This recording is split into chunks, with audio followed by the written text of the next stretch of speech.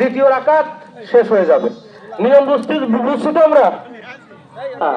এবং নিয়ত, অন্তরের নিয়তই বড় নিয়ত, যেটা আমরা বাড়ির থেকেই বা আরো 2, 4, 5, 10 দিন আগেই আমাদের অন্তরের ভিতরে আসে ঈদের নামাজ পড়তে হবে, কি বলেন? এটাই আমাদের নিয়ত।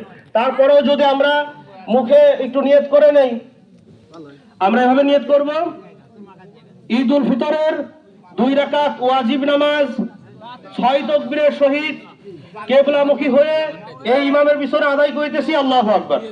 এইভাবে আমরা নিয়ত করব। সম্মানিত এলাকাবাসী, আল্লাহ পাকের জন্য আল্লাহ পাক রব্বুল আলামিন আমাদেরকে ঈদগাহে আসার তৌফিক দান করেছেন।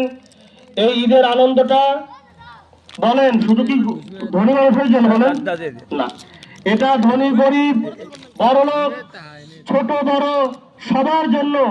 আজকের যখন সকাল হয়েছে তখন আল্লাহ পাক রব্বুল আলামিন এই ঈদের আনন্দটা নিজেই সমস্ত মুমিন মুসলমানের অন্তরের মধ্যে ছড়ায় দিয়েছেন। সুবহানাল্লাহ।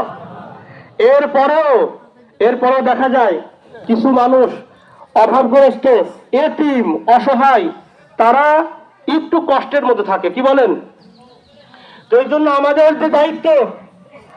দায়িত্ব আজকে অবশ্যই এই ঈদগাহ থেকে যে ঈদের নামাজ পড়ে গিয়ে এই মহল্লার যত এতিম আছে, অসহায় মানুষ আছে, তাদের আমরা খোঁজ খবর নেব তো ইনশাআল্লাহ। সবার খোঁজ খবর নেব। দেখেন, একটু খোঁজ নেবো, বাড়িতে গিয়ে সালাম দেবো।